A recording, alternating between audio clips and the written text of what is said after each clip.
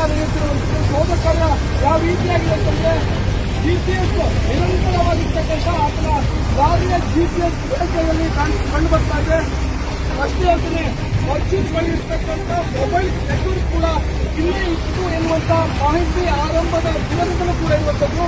ಹೀಗಾಗಿ ಕಾರ್ಯಾಚರಣೆಗೆ ಯಾವುದೇ ರೀತಿಯಾಗಿರ್ತಕ್ಕಂಥ ಅಡ್ಡಿ ಆಗಬಾರ್ದು, ತೀವ್ರಗತಿಯಲ್ಲಿ ಶೋಧವನ್ನು ಮಾಡಬೇಕು. ಮಣ್ಣಿನ ಅಡಿಯಲ್ಲಿ ಹೂತಿರ್ತಕ್ಕಂಥ ಅರ್ಜುನ್ ಇರುವಂತಹ ಏನು ಭಾರತ್ ಬೆಂಚ್ ಲಾರಿಯನ್ನ ಹೊರತೆಗೆಯಲೇಬೇಕು ಅನ್ನುವಂತ ನಿಟ್ಟಿನಲ್ಲಿ ಕಾರ್ಯಪಡೆ ಇದೀಗ ಮುಂದಾಗಿರುವಂತದ್ದು.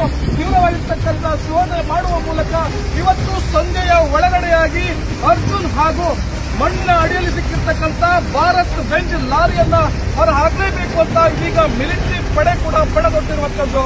ಘಟನಾ ಸ್ಥಳದಿಂದ ಉದಯ್ ಬರ್ಗಿ, ಪವರ್ ಟಿವಿ.